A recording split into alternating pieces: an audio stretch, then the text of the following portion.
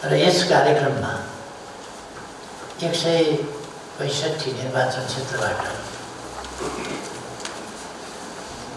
Virtual माध्यमबाट जोडिनुभएका र यस कार्यक्रमलाई विभिन्न सञ्चार माध्यमहरूबाट प्रत्यक्ष रूपमा अवलोकन गरिरहनुभएका सम्पूर्ण दिदीबहिनी तथा दाजुभाइहरू, आज फेरि हामीले अर्को एउटा धेरै महत्त्वपूर्ण पूर्वाधार विकासको क्षेत्रमा र खास गरी पूर्वाधारमा पनि सडक पुल जस्ता पूर्वाधार जसको देशको सामाजिक र आर्थिक जीवन र विकाससँग प्रत्यक्ष र ज्यादै महत्त्वपूर्ण सम्बन्ध रहेको छ। त्यस्तो कार्यको हामीले प्रारम्भ गरेका छौँ। यति बेला म खुसी व्यक्त गर्न चाहन्छु। यो कार्यक्रम 57 अरब 10 करोडको लागतमा 3 वर्षभित्र अर्थात् 80 सालभित्र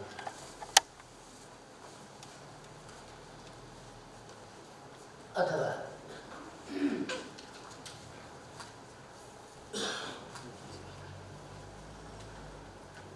लगभग यो कति 80-81 आर्थिक वर्षपछि त्यसको प्रारम्भमा सकिने गरी हामी सुरु गरिरहेका छौँ र यसले कमसेकम डबल लेनको 2 लेनको जस्तो अघि हामीले विभिन्न सडकहरू कस्तो हुन्छ, कुन मापदण्डमा पर्छ भनेर पनि हेऱ्यौँ। त्यस्ता सडकहरू हामी 2210 किलोमिटर कालोपत्री लगाउँदैछौँ। कि अन्तर्जिल्ला जोड्छ त्यसले, कि सदरमुकामसँग जोड्छ, कि हाइवेसँग जोड्छ, अथवा त्यसले रणनीतिक महत्त्व राख्छ। त्यस्ता सडकहरू 165 वटा सडकको हामीले भर्खरै शिलान्यास गर्यौँ र 3 वर्षभित्र ती पुरा हुँदैछ।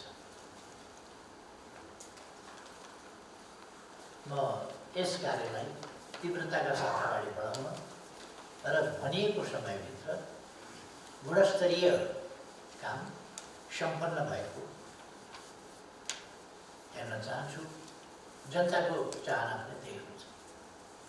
हाम्रा कार्यक्रमहरू प्राय समयमा सम्पन्न नहुने गरेका छन्। त्यस स्थितिलाई हामीले अन्त्य गर्नुपर्छ। पुँजीगत खर्च नहुने गरेको छ। हाम्रो कार्यक्षमतामा गम्भीर न्यूनता देखिएको छ। हाम्रो कार्य तदारुकतामा कमी देखिएको छ। त्यसकारण हामीले यो तत्परतामा पनि वृद्धि गर्नुपर्नेछ र हाम्रो कार्य सम्पादन क्षमता त्यसमा पनि वृद्धि गर्नुपर्नेछ र समयमा पुँजीगत खर्च गरेर आयोजनाहरू समयमै वा सोभन्दा अगावै तर गुणस्तरीयतामा कम्प्रोमाइज हुन सक्दैन। त्यसमा कुनै सम्झौता हुन सक्दैन। गुणस्तरीय हुनुपर्दछ। र म सम्बन्धित मन्त्रालय र विभागलाई र अरू सम्बन्धित सबै सरकारहरूलाई आग्रह गर्न चाहन्छु कि यसको रेखदेख गरौँ, काममा डिस्टर्ब नगरौँ। हामीले हाम्रा कुनै निकायले, कुनै संस्थाले पनि केही काम गर्दा जिम्मेवार भएर गर्नुपर्छ। हामीले एउटा काम रोक्ने आदेश दियौँ भने त्यसले के कुरामा असर पार्दछ, कति समय असर पार्दछ, त्यसले कार्य सम्पादन गर्ने समयलाई कति पर धकेल्छ र त्यो काम सम्पन्न हुन कति पछि मात्रै सक्छ। त्यसको सम्पूर्ण तत्कालको प्रत्यक्ष आर्थिक क्षति र परोक्ष ढङ्गले भन्ने हो भने त्यसबाट प्रकट हुने विकासको गतिमा पार्ने प्रतिकूल असर, यो सबै कुराहरूलाई हामीले ध्यान दिनुपर्छ।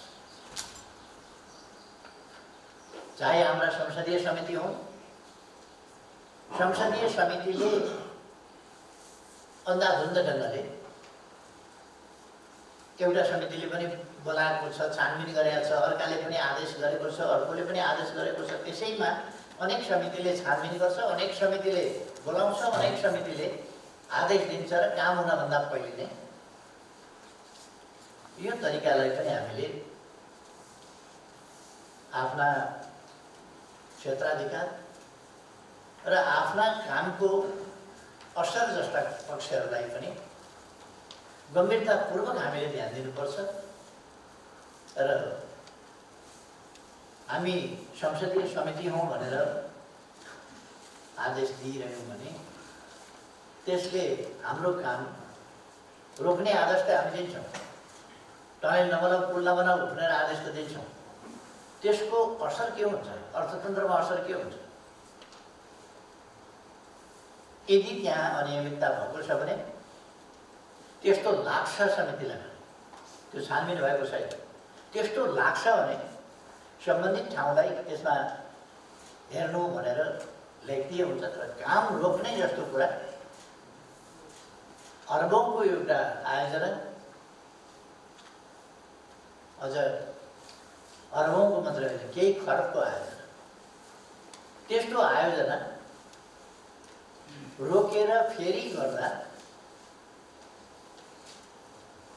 त्यसका लागि त्यसले पार्ने असर र परिणामहरू हेर्नुपर्छ। त्यसकारण हामीले काममा, मैले भन्न खोजेको कुरो के हो भने हामीले काममा कुनै प्रतिकूल असर पर्न दिनु हुँदैन। विकास निर्माणका कामहरूमा प्रतिकूल असर पर्न दिनु हुँदैन। चाहे हामी रोक्ने आदेश दियौँ, चाहे स्थगन आदेश दियौँ, राज्यका अधिकार प्राप्त निकायले पनि स्थगन आदेश दिने, तर त्यो स्थगन आदेशले गर्दा रोकिएको कुरा त्यसको असर के छ र त्यो स्थगन आदेश दिने हो भने त्यसको सकेसम्म छिटो निरूपण गर्ने, सकेसम्म विकास निर्माणका काम चालू राखेर छानबिन गर्ने जस्ता कुराहरू हुनुपर्ने, यतातिर म सबैको ध्यान आकर्षण गराउन चाहन्छु। किनभने विकास सरकारको मात्रै सरकारको होइन, राज्यका सबै अङ्ग, सबै निकाय र सबै तह, सबै सङ्घ संस्था सबैको यो साझा सरकारको विषय। एकपल्ट रोकिएपछि त्यो कति समयसम्म रोकिरहन्छ, फेरि काम गर्ने मान्छेहरूमा पनि उत्साह हुँदैन, त्यो भोलि बिसारी कहानी हुन्छ। अनि यस्तै कुराहरूले लम्बिँदै आयोजनाहरू भएपछि त्यसप्रतिको विश्वास मान्छेको हराउँदै जान्छ।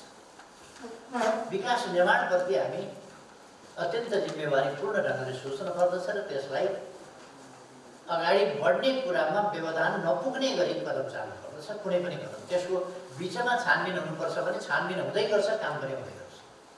दोषी कोही पाइयो भने दोष अनुसारको दण्डको भागी हुन्छ। तर विकास निर्माणको काममा अवरोध भयो भने त्यसले स्वाभाविक रूपमा बहुआयामिक क्षति पुर्याउँछ। भर्खरै हामीले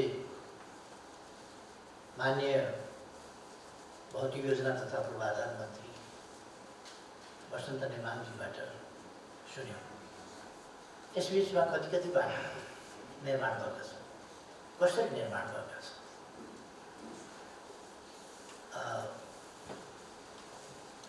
हुन त हाम्रो देशमा जसले जुन काम गर्नुपर्ने हो, जुन कर्तव्य पुरा गर्नुपर्ने हो, त्यो कर्तव्य उसले पुरा नगर्ने उसको कर्तव्य हो, तर उसले त्यो पुरा गर्दैन। त्यस्तो खालको परिपाटी हुनेछ। बहुत आफूलाई स्थापित राष्ट्रको सबभन्दा ठुलो बहुत लोकप्रिय बढी बिक्ने भन्ने अखबारले काठमाडौँमा मेलम्चीको पानी आएको समाचार चाहिँ दिँदैन। प्रधानमन्त्रीको राजीनामा मागियो भनेर आज त मागे हो र प्रधानमन्त्रीको राजीनामा मागै छ त। मागे पछिको कसरी दिन सक्छु भनेको एक दिन एउटा राजीनामा हुन्छ, एउटाले माग्दैन, दुईटाले माग्दैन, एक दिन माग्दैन, 2 दिन माग्दैन, मागेको छ। त्यो अब हटाउन त समर्थन फिर्ता लिदियो भन्छु, त्यो पनि लिँदैन। अनि राजीनामा माग्छ। राजीनामा त आइहाल्छ नि, समर्थन फिर्ता गर न। समर्थन फिर्ता पनि गर्दैन, राजीनामा माग्छ। राजीनामा दिनै पछि एकवटाले राजीनामा माग्छ, दिनै पछि प्रधानमन्त्रीको राजीनामा मागेपछि त्यो अखबारले छाप्छ, तर मेलम्चीको पानी आएको थाहा पाउँदैन। म कसैप्रति लक्षित गरिराखेको छैन, तर प्रवृत्तिको कुरा गरिरहेको छु। मेलम्चीको पानी काठमाडौँमा आयो, 8.5 लाख लिटर पानी वितरण भयो। हिजो सामान्य राष्ट्रपतिज्यूबाट शुभारम्भ भयो। 8.5 करोड लिटर हिजो आयो। अब 17 करोड लिटरमा हामी पुर्याउँछौँ र त्यसपछि सेकेन्ड फेजको याङ्ग्री लार्कीको पनि हामी 3 वर्षभित्र ल्याउने गरी काममा लाग्छौँ। यो खबर बन्दैन। पत्रकारिता काठमाडौँमा नै उसको संवाददाता छैन। काठमाडौँमा नै संवाददाता छैन। राष्ट्रपति प्रधानमन्त्री गएको ठाउँमा उसको संवाददाता पुग्दैन। लाइभ देखाएको हेर्न भ्याउने रिपोर्टर छैन। कस्तो राष्ट्रिय पत्रिका यस्ता छन्, तिनीहरू आफै आफ्नो कामले आफै जनताका नजरमा मान हुँदै जान्छन्। मलाई केही छैन त्यसमा, तर यस्ताहरू छन्।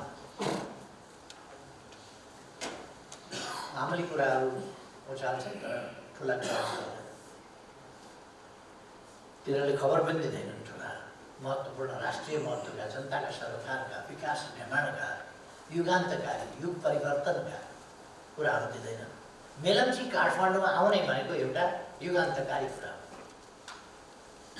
टनेलबाट खाने पानीको सप्लाई पहिलोपल्ट हो नेपालको हिस्ट्रीमा, टनेलबाट। दोस्रो, काठमाडौँ उपत्यका राजधानी, यसमा पानीको यति अभाव थियो, काकाकुल काठमाडौँ भने त्यो काकाकुल काठमाडौँलाई तृप्त बनाउने काम। भगीरथले गङ्गा ल्यायो भने त सुनिया थियो। हामीले पनि मेलम्ची त ल्यायौँ न। विकास निर्माणका काममा हामी अगाडि बढिरहेका छौँ। भर्खरै मन्त्रीजीले भन्नुभयो, यहाँ मैले डाटाहरू हेरेको छु। 74 फागुनमा यो सरकार बनेदेखि 75 असारसम्ममा कालोपत्रे सडक नयाँ निर्माण भएको वा स्तरोन्नति गरिएको 593 किलोमिटर। 75 श्रावणदेखि 76 असारसम्म 988 किलोमिटर। 76 श्रावणदेखि 77 आषाढ मसान्तसम्म 1081 किलोमिटर। 77 श्रावणदेखि 77 फागुन महिनासम्म 850 किलोमिटर। र यी 3 वर्षमा 74 फागुनदेखि 77 फागुनसम्मको कालोपत्रे सडक निर्माण वा स्तरोन्नति यो 3512 किलोमिटर। 3 वर्षमा यो 3512 किलोमिटर सडक कालोपत्र र सिङ्गल ल्यान होइन, कमसेकम डबल ल्यान गरिएको छ। ग्राभल सडकको स्तरोन्नति गर्दाखेरि 74-75 मात्रै भन्छु मैले, 676 किलोमिटर 75-76 मा 1363 किलोमिटर, 76 देखि 77 757 किलोमिटर, 77 साउनदेखि फागुनसम्म 504 किलोमिटर, 3300 किलोमिटर अर्को ग्राभल स्तरको सडक निर्माण भएको छ। माटे र ट्र्याक निर्माण कार्य, माटे सडक र ट्र्याक निर्माणको काम 74-75 मा 597 किलोमिटर, 75-76 मा 440 किलोमिटर, 76-77 मा 365 किलोमिटर र 77 साउनदेखि फागुनसम्म 284 किलोमिटर गरेर 1686 किलोमिटर ट्र्याक खोल्ने अथवा माटे सडक निर्माण गर्ने काम गर्छ। हामीले भर्खरै मात्रै पनि त्यो श्रव्य दृश्य उसमा हेऱ्यौँ। त्यसै गरेर पुल निर्माणको हिसाबमा पनि 74-75 मा 46वटा सडक पुलहरू, पक्की पुलहरू निर्माण भएका छन्। 75-76 मा 243वटा सडक पुलहरू निर्माण भएका छन्। 76-77 मा 210वटा सडक पुलहरू निर्माण भएका छन्। 77 साउनदेखि फागुनसम्म 129वटा बनेका छन् र सडक पुलहरू, पक्की पुलहरू अहिले 628वटा, यस 3 वर्षमा 628वटा पुलहरू बनेका छन्। 2 लेनसम्मको कालोपत्रे सडक निर्माण अथवा स्तरोन्नतिको हेर्दा 3418 किलोमिटर बनेको छ। 4 देखि 6 लेनसम्मको कालोपत्रे सडक निर्माण र स्तरोन्नति चाहिँ 94 किलोमिटर। त्यो 4 लेन 6 लेनको सडक 94 किलोमिटर भएको छ। यसरी 628वटा सडक पुल, यसमा जोलुङ्गे पुल आदि इत्यादि परेका छैनन्, त्यो तिनीको बेग्लै हिसाब छ। तसर्थ काम यत्रो भएको छ। सडक यति धेरै, कालोपत्रे मात्रै 3512 किलोमिटर सडक यस बिचमा निर्माण भएको छ। 3300 किलोमिटर ग्राभेल भएको छ। 1686 माटे सडक र ट्र्याक खोल्ने काम भएको छ। अब एउटा लक्ष्मीप्रसाद देवकोटाले भनेका छन् नि, दर्शन किन्तु कहीँ दिँदैन चर्मचक्षुले कानामा। आँखा छ तर आँखा भएर के गर्ने, नदेख्न खोजेपछि केही पनि भएको देख्दैन। सिक्किमको भाँचिएको देख्दैन केही मान्छेहरू। र अत्यन्तै विषाक्त राजनीति, समाजलाई विषाक्त बनाउने र भाँड्ने प्रयास केही मान्छेहरूले गरिरहेका छन्। अहिले यो सरकारले नेवार संस्कृति खत्तम पार्न खोज्यो अरे, सभ्यता खत्तम पार्न खोज्यो अरे, बाटो विस्तारका नाउँमा समाप्त पार्यो अरे, संस्कृति नै खत्तम पार्न लागेको छ। त्यसकारण नेवारहरू खत्तम पर्यो। यहाँ त फासीवाद आइसक्यो, यहाँ अधिनायकवाद, यहाँ तानाशाही आइसक्यो। यस्तो केही मान्छे यी कामको चर्चा गर्दैन।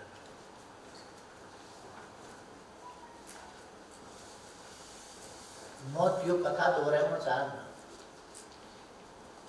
एउटा जनावर स्वर्ग गएछ, 84 व्यञ्जन दिएको सुन्दै सुन्दै गएर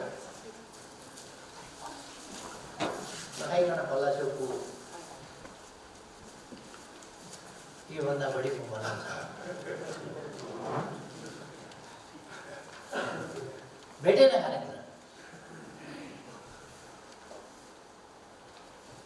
अब केहीको यो मनोदशा, मनोवृत्ति देखेर आश्चर्य लाग्छ। यो देश त हामी सबैको देश हो, हामी सबैले बनाउनुपर्छ। कति बेर को कहाँ छ भन्ने कुरा हो।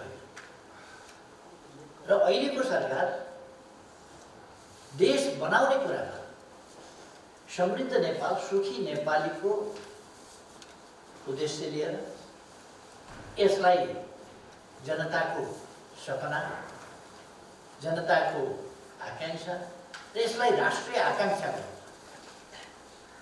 समृद्ध नेपाल र सुखी नेपाल। यहाँ हामी आज 165वटा बाटाको एकैचोटि शिलान्यास गर्यौँ। 57 अरब 10 करोडको बजेट सुनिश्चित गरेर, स्रोत सुनिश्चित गरेर 3 वर्षमा बहुवर्षीय आयोजनाको रूपमा 3 वर्षमा सक्ने गरी, किन त्यो तुरन्त सकिँदैन, 3 वर्ष लाग्छ, त्यसकारण 3 वर्षमा सक्ने गरी।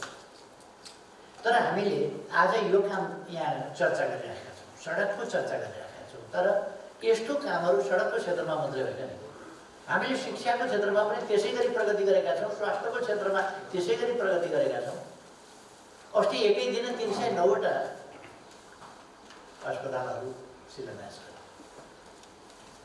अरू विभिन्न कामहरू हामी उद्घाटन गरिरहेका छौँ कि शिलान्यास गरिरहेका छौँ। कोही कम्प्लिट गरिसक्यौँ, हामीले उद्घाटन गरेका छौँ। यो कृषि क्षेत्रमा हामीले त्यसै गरेका छौँ, उद्योगको क्षेत्रमा त्यसै गरी गरेका छौँ।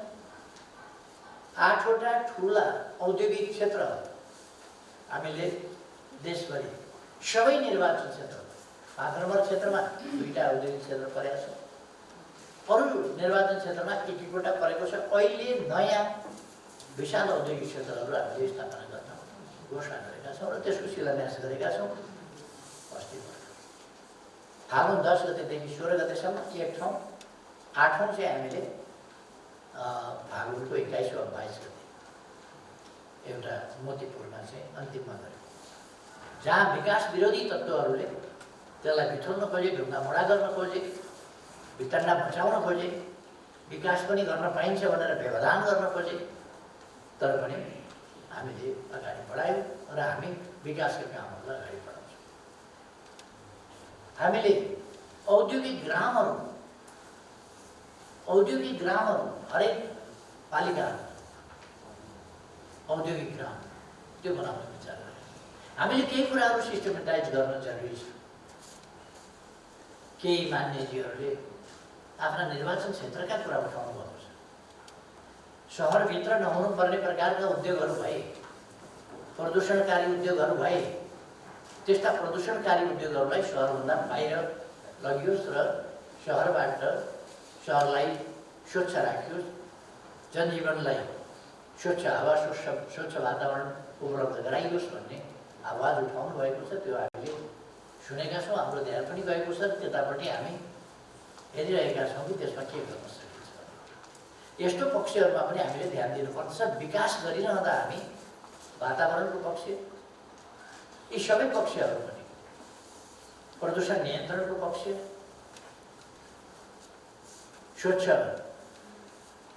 ध्वनि प्रदूषण नहोस्, धुवा प्रदूषण नहोस्, धुलो प्रदूषण नहोस्, अरू मेटल वा अरू केमिकल प्रदूषण नहोस्, विभिन्न प्रकारका प्रदूषणहरू नहोस्। जनताले एउटाको व्यवसायका लागि अरू धेरै जनताले प्रदूषणको अनावश्यक ढङ्गले अनुचित ढङ्गले मार सहन नपरोस् भन्ने कुरामा पनि हामी सजग छौँ। त्यसकारण साना ठुला उद्योगहरू स्थापना गर्दा यो वातावरणीय मूल्याङ्कन अर्को झमेलाको विषय छ। त्यसले कति धकेल्छ पछाडि आयोजनाहरूलाई। त्यसकारण त्यो वातावरणीय मूल्याङ्कनका नाममा पनि विलम्ब हुनु भएन र वातावरणीय पक्षमा कस्तो स्थानमा, कस्तो आबादी भएका ठाउँमा, आबादी कस्तो उद्योग, आबादीभन्दा कति टाढा, कस्तो उद्योग, त्यसले कति प्रदूषण अथवा प्रतिकूल असर पार्छ, त्यो कुराहरू कसरी हामी व्यवस्था गर्न सक्छौँ भनेर हामीले इजाजत दिँदा कुन ठाउँका लागि के उद्योगको कसरी इजाजत, त्यो पनि हामीले हेर्न पर्ने हुन्छ। यतापट्टि पनि हाम्रो ध्यान गएको छ र हामी पर्यटनका क्षेत्रहरूमा त्यसै गरी ध्यान दिइरहेका छौँ। यो कोभिड-19ले गर्दा सबभन्दा बढी प्रतिकूल असर परेको पर्यटन क्षेत्र, होटल व्यवसाय। त्यो मान्छे बाहिर जान नपाएपछि को आएर होटलमा बनिन्छ। त्यसकारण होटल व्यवसाय, पर्यटन क्षेत्र आदि कुराहरू यसमा गम्भीर रूपमा प्रतिकूल असर परेको छ। यस्ता प्रतिकूलतालाई चिर्दै हामीले अर्थतन्त्रलाई धेरै गिर्न दिएका छैनौँ र हामीले रोगसँग रोगको नियन्त्रण, रोकथाम र नियन्त्रण गर्ने कुरा, परीक्षण र उपचार गर्ने कुरा र अब तत्सम्बन्धमा खोपको व्यवस्था निःशुल्क ढङ्गले, यी सबै कुराहरू निःशुल्क गरिरहेका छौँ। त्यसर्थ मैले हिजो पनि एउटा कार्यक्रममा बोल्दा भनेको थिएँ, हामी निःशुल्क परीक्षण गराउँछौँ, हामी निःशुल्क उपचार गराउँछौँ, हामी निःशुल्क खोप दिलाउँछौँ। अनि बिमा चाहिँ फेरि किन? यो हामीले हचपचमा गरेको काम, त्यसलाई सच्याउनु पर्दछ, रोक्नु पर्दछ र अनावश्यक कामहरू गर्नु हुँदैन। त्यस कारण यो कतिवटा कुराहरू चाहिँ अनावश्यक पनि भएको छ, अलिक हचपचमा पनि भएको छ। एकैचोटि महामारीले आइलाग्दाखेरि समाजलाई कसरी बचाउने र समाजको मनोविज्ञान कसरी गिर्न नदिने, समाजको आत्मबल कसरी सुरक्षित राख्ने भन्ने कुरामा ध्यान दिँदा केही त्यस्ता कुराहरू पनि भएका छन्। त्यसलाई हामीले सच्याएर जानुपर्छ। आगामी दिनका लागि त्यो हामीलाई एउटा शिक्षा पनि हुन्छ कि हामी त्यस्ता कुराहरूबाट खुसिने पनि होइन, आत्तिने पनि होइन। यो एकदमै संयमित र सन्तुलित ढङ्गले अगाडि बढ्नुपर्छ भन्ने कुरा। जे होस्, हामी समृद्ध नेपाल, सुखी नेपाली निर्माण गर्ने अभियान, त्यस सङ्कल्पलाई लिएर त्यसलाई प्राप्त गर्ने बाटोमा योजनाबद्ध ढङ्गले, सङ्गठित ढङ्गले र गतिसाथ अगाडि बढिरहेका छौँ र यसका निम्ति हामीले विविध क्षेत्रहरूमा, राजनीति, आर्थिक, सामाजिक, सांस्कृतिक अनेक क्षेत्रहरूमा हामीले अगाडि बढ्नु छ, कामहरूलाई अगाडि बढाउनु छ, परिवर्तनलाई, सकारात्मक परिवर्तनलाई तीव्रताका साथ हासिल गर्नु छ। यस दिशामा सरकार लागिरहेको छ। हामी कि उद्घाटन गरिरहेका छौँ काम सकिएर, जस्तो हिजो मेलम्चीको पानीको उद्घाटन गऱ्यौँ। आज 365वटा रणनीतिक बाटाहरूको शिलान्यास गरिरहेका छौँ, शुभारम्भ गरिरहेका छौँ। 165 बाटाहरूको हामी शुभारम्भ गरिरहेका छौँ। अर्थात् हामी लगातार अगाडि बढिरहेका छौँ। हामी ठुला ठुला युगान्तकारी परिवर्तनकारी योजनाहरू साथ अघि भर्खर हामीले एकपल्ट स्मरण गऱ्यौँ कि हामी टनेल एरामा प्रवेश गरेका छौँ र नागढुङ्गा नौबिसे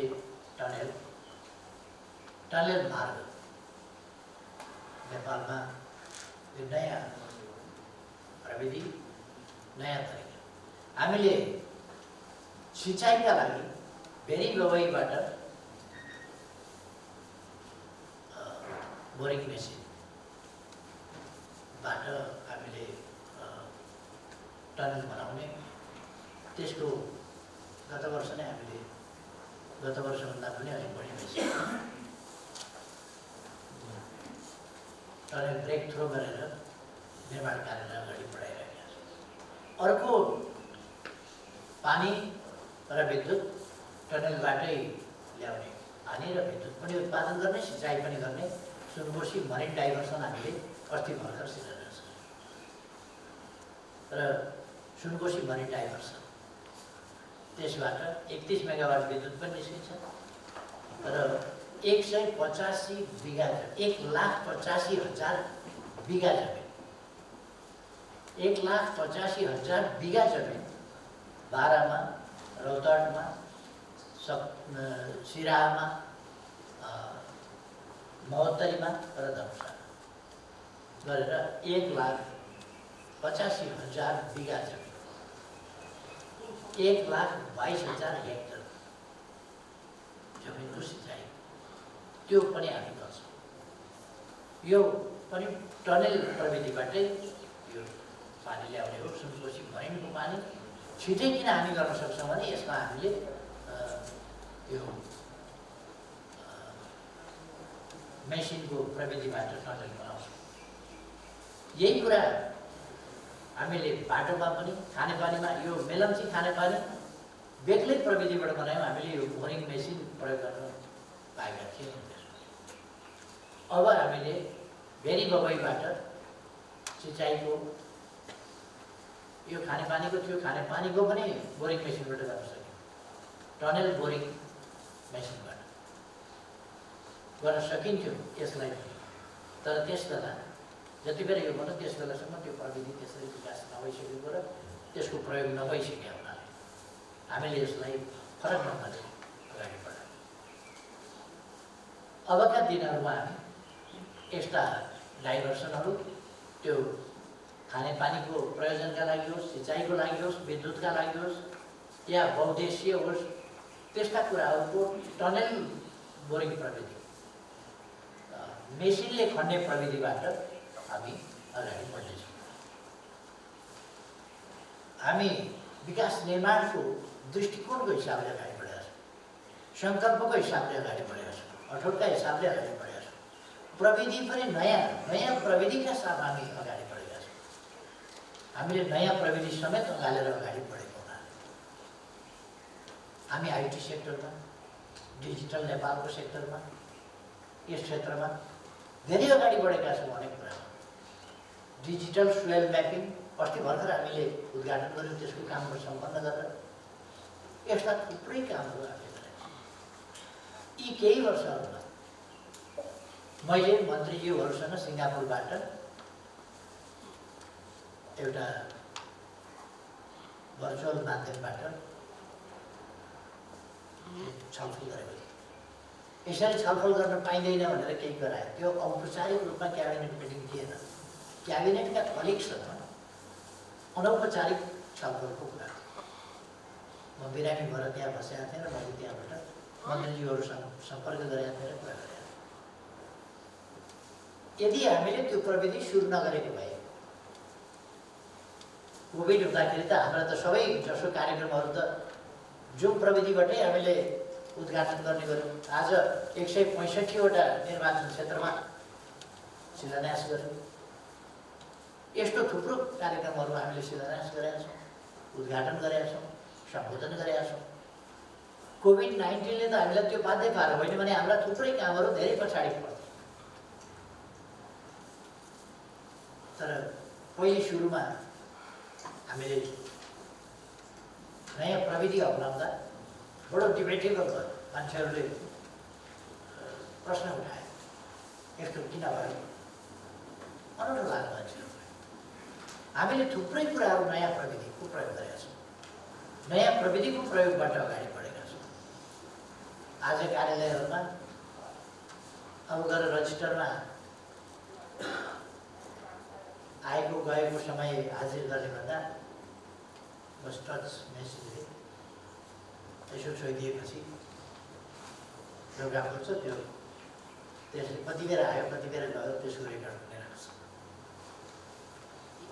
तमाम प्रविधि ब्याङ्किङ सेक्टर होस्, अरू सेक्टर होस्, मोबाइलको बिल तिर्ने होस् कि बिजुलीको बिल तिर्ने होस् कि अरू नागरिक एप्स जस्ता हामीले सुरु गरेका छौँ। यसले अर्थतन्त्र, बजार भाउ, बजार मूल्य, आवश्यकताहरू अनेक कुराहरूलाई चाहिँ बहुतै सहज सरल बनाएको छ। भेहिकल ट्र्याकिङ सिस्टमले अनेक प्रकारका भेहिकलको मुभमेन्टबाट गरिने खालका भ्रष्टाचार, अनियमितताहरू, त्यस्ता कुराहरूलाई रोक्न ठुलो भूमिका रहेको छ। अथवा हामी प्रविधिको माध्यमबाट अनुचित अनुपयुक्त क्रियाकलापहरू रोक्ने, अपराध कर्मको ट्रेसिङ गर्ने ती कामहरू गरिरहेका छौँ। हामी सिसी क्यामेराको आम प्रयोगको समयमा प्रवेश गरेका छौँ। यस्ता थुप्रो नयाँ कामहरू हामीले गरेका छौँ। त्यसमध्ये आज एउटा नयाँ काम, हरेक निर्वाचन क्षेत्रमा कमसेकम एउटा रणनीतिक बाटो हुने भयो, हाइवेसँग जोडेर अथवा हाइवे बाहेक अर्को जिल्लासँग जोड्नुपर्ने छ भने यी सबै पक्षहरू हामी अगाडि बढाएका छौँ। र म साथीहरूलाई आग्रह गर्न चाहन्छु, सबै दिदीबहिनी दाजुभाइहरूलाई आग्रह गर्न चाहन्छु, हामी विकासको मार्गमा गतिसाथ अगाडि बढेका छौँ।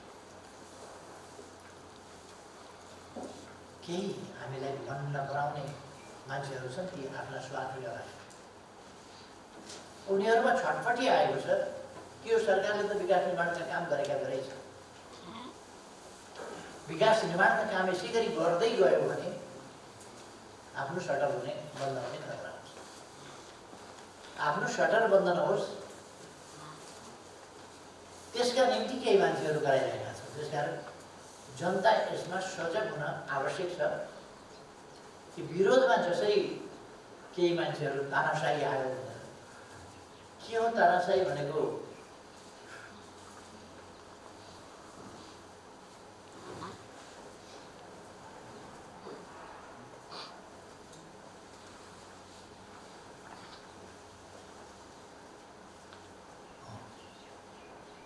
यसरी यो फाँसीवाद भनेको शब्द बुझेर बोले हो कि नबुझिकन बोले हो? के हो फाँसीवाद? जसले फाँसीवाद छ अहिले भने त्यही मान्छेले फाँसीवाद ल्याउन खोजिरहेको थियो। संविधानले शान्तिपूर्ण परिवर्तनको बाटो दिएपछि जनताको अभिमत, जनताका बिचमा जाने लिगल, कानुनी र प्रणालीगत व्यवस्था खुला भएपछि जनतालाई भड्काएर उचालेर लोकतन्त्रका विरुद्ध केही गर्नुपर्ने आवश्यकता को नेतृत्व जो मान्छेले गर्छ लोकतन्त्रका विरुद्ध, उसैले भन्छ कि यहाँ फाँसीवाद हो, यहाँ तानाशाही हो, यहाँ अधिनायकवाद हो। नबुझेर बोले जस्तो लाग्छ। म दाजुभाइ दिदीबहिनीहरूलाई आग्रह गर्न चाहन्छु, यस्ता भ्रमपूर्ण कुराहरूबाट मैले विश्वास गरेको छु त्यो जनताले पत्याएको पनि छैन, पत्याउँदा पनि पत्याएन, जनताले देखेको पनि छ। त्यसर्थ यस्ता कुराहरूबाट भ्रमित हुनुपर्ने कुनै आवश्यकता छैन। हाम्रो ध्यान विकासमा हुनुपर्दछ, हाम्रो ध्यान अग्रगामी परिवर्तनमा हुनुपर्छ, जनतालाई अधिकार सम्पन्न बनाउने कुरामा हुनुपर्छ, जनतालाई अधिकारसम्म पुग्ने अवसर उपलब्ध गराउने कुरासँग हुनुपर्दछ। हाम्रो ध्यान देशको हित र स्वाभिमान तलमाथि नपर्ने, त्यसको रक्षा हुने कुरामा हुनुपर्दछ। हाम्रो ध्यान जनताको ठुलो बलोस्, जनता राम्रो ठाउँमा पोत लाग्न नसोच्नु, जनताले मौसम अनुसार आवश्यकता अनुसारको वस्त्र लाउन पाऊ, कमसेकम कपडा जुत्ता त लाउन पाऊ, जनताले छोराछोरी पढाउन सकौँ, राम्रो गुणस्तरीय शिक्षा आफ्ना बालबालिकालाई दिन सकौँ, बिमारी हुँदा स्वास्थ्य उपचार गर्न सक्छौँ र सुरक्षाको प्रत्याभूति होस्, सुरक्षित र सम्मानयुक्त जीवन बाँच्न पाइयोस्। हाम्रो ध्यान त्यता छ। सामाजिक न्याय र समानता होस्, कोही बढी अधिकार सम्पन्न, कोही कम अधिकार सम्पन्न नहोस्, सबैले समान अधिकार प्राप्त गरौँ। हाम्रो ध्यान त्यतापट्टि छ र हाम्रो ध्यान त्यसै कुरामा केन्द्रित छ र हुनुपर्दछ। म सबैलाई आग्रह गर्न चाहन्छु, हामीले संलग्नता होइन, सत्य प्रति निष्ठा साथ अगाडि बढ्नुपर्छ। म फलान ठाउँमा संलग्न छु, त्यसकारण त्यसको हितको लागि सत्य असत्य भन्ने कुराको मतलब छैन। संलग्नतालाई पछ्याउँछु भन्ने त्यो कुराहरू हामीले पछ्याउने होइन। संलग्नता होइन, सत्यको मार्ग। आजको आवश्यकता राष्ट्र निर्माणको आवश्यकता थियो। संसद यस्तै हो। संसद कहिले देशको आवश्यकता र संसदको गणित फरक पर्छ। कहिले कृत्रिम ढङ्गले केही मान्छेहरूले संसदीय अङ्कगणितलाई यताबाट उता उताबाट उता सारिदिन्छन्, मिलाइदिन्छ। संसदीय अङ्कगणितले राष्ट्रिय आवश्यकताको सधैँ प्रतिनिधित्व गर्छ भन्न सकिँदैन। त्यस्तो भयो भने सार्वभौम जनताबाट संसदीय अङ्कगणित यदि अनुपयुक्त ढङ्गले त्यहाँ खेल भइरहेको छ र अनुपयुक्त ढङ्गले त्यसले अनुपयुक्त आकार लिइरहेको छ, त्यसले उपयुक्त आकार लिने सम्भावना कम छ या छैन, त्यस्ता अवस्थामा संसदीय अङ्कगणित देशको आवश्यकता, जनताको आवश्यकता, विकासका निम्तिको आवश्यकता र अनुकूलताका लागि ताजा जनादेशमा जानुपर्छ। पोलिटिक्स के हो? कसैको स्वार्थ केन्द्रित, स्वार्थ निर्देशित होइन। देशको जनताको विकासको आवश्यकता, त्यो आवश्यकता अनुसारको अङ्कगणित हामीले जनप्रतिनिधि संस्थाहरूमा निर्माण गर्नुपर्छ र खास गरी संसदमा जो सरकार बनाउने थलो हो, संविधान संशोधन गर्न सक्ने थलो हो, कानुन निर्माण गर्न परिवर्तन गर्न सक्ने थलो हो, त्यस थलोलाई देशको आवश्यकता अनुसारको अङ्कगणितीय बनाऊ, त्यसमा त्यसलाई भरसक म्यानेज गर्न पर्नुपर्छ। त्यसमा यदि त्यो व्यवस्थापन भएन र आवश्यकताभन्दा विपरीत अङ्कगणित विभिन्न तत्त्वहरूका, विभिन्न व्यक्तिहरूका स्वार्थहरूको खेलबाट अङ्कगणित आवश्यकता विपरीत गयो भने ताजा जनादेश भनेको त्यसमा जानुपर्छ। त्यस्तो बेलामा ताजा जनादेशमा जानुपर्छ। कति बेला चुनाव हुनुपर्छ भन्दा एउटा त आवधिक निर्वाचन, लोकतन्त्रमा आवधिक निर्वाचन हुन्छ। अर्को, यदि गणितले आवश्यकतालाई प्रतिनिधित्व गर्दैन भने देशको आवश्यकता, जनताको आवश्यकता, विकासको आवश्यकता मौजुदा अङ्कगणितभन्दा माथिको कुरा। देशको आवश्यकता, विकासको आवश्यकता, जनताको आकांक्षा अङ्कगणितका लागि छोड्ने कि देश र जनताको आवश्यकताका लागि अङ्कगणित परिवर्तन गर्ने, यो त जनताले फैसला गर्ने कुरा हो। त्यसकारण जनतामा त्यस्तो अवस्थामा जानुपर्छ। हामीले गरेको विघटन त्यही अर्थमा, कसैको स्वार्थमा ठेस लागोस् नलागोस्। र हामीले जब राष्ट्रिय आकांक्षासँग अङ्कगणितले तादात्म्यता राखेन, हामीले तादात्म्यता राख्न कोसिस गऱ्यौँ, भएन, तब जनादेशमा जानु पर्थ्यो। मेरो विचारमा फेरि पनि जनादेश ढिलो चाँडो जति बेला होस्, जनादेशबाट अहिलेको अङ्कगणितमा हेरफेर नगरिँदा अनुकूल अङ्कगणित बिना देश अगाडि स्मूथली जानै सक्दैन। त्यसकारण देश अगर हामीले फेरि पनि ताजा जनादेशमा जानुपर्ने हुन्छ र देश र जनताको आवश्यकता अनुसार, विकासका आवश्यकता अनुसार राष्ट्रिय आकांक्षालाई परिपूर्ति गर्ने खालको अङ्कगणित निर्माण गर्नुपर्छ। त्यसको बनावट, अङ्कगणित भनेको त्यसको बनावट त्यस प्रकारको जे होस्। आज हामीले एउटा नयाँ काम थालनी गरेका छौँ। यस अवसरमा यस कामको समयमै सम्पन्नताको लागि म सबैमा आफ्ना ठाउँबाट सकारात्मक योगदान पुगोस् भन्ने अपेक्षा गर्दछु। सबैलाई आफ्ना ठाउँबाट सकारात्मक योगदान पुर्याउन आग्रह पनि गर्छु। साथीहरू जो यहाँ उपस्थित हुनुहुन्छ र भर्चुअल माध्यमबाट विभिन्न ठाउँमा सहभागी हुनुहुन्छ र विभिन्न सञ्चार माध्यमबाट यो यस कार्यक्रमको अवलोकन गरिरहनु भएको छ, सबैमा धेरै धेरै आभार व्यक्त गर्न चाहन्छु, धन्यवाद भन्न चाहन्छु र सबैमा धेरै धेरै शुभकामना भन्न चाहन्छु। र यस कार्यक्रमको आयोजनाका लागि भौतिक पूर्वाधार विकास मन्त्रालय माननीय मन्त्रीज्यू, सचिवज्यू लगायत सबैलाई पनि धेरै धेरै धन्यवाद भन्न चाहन्छु।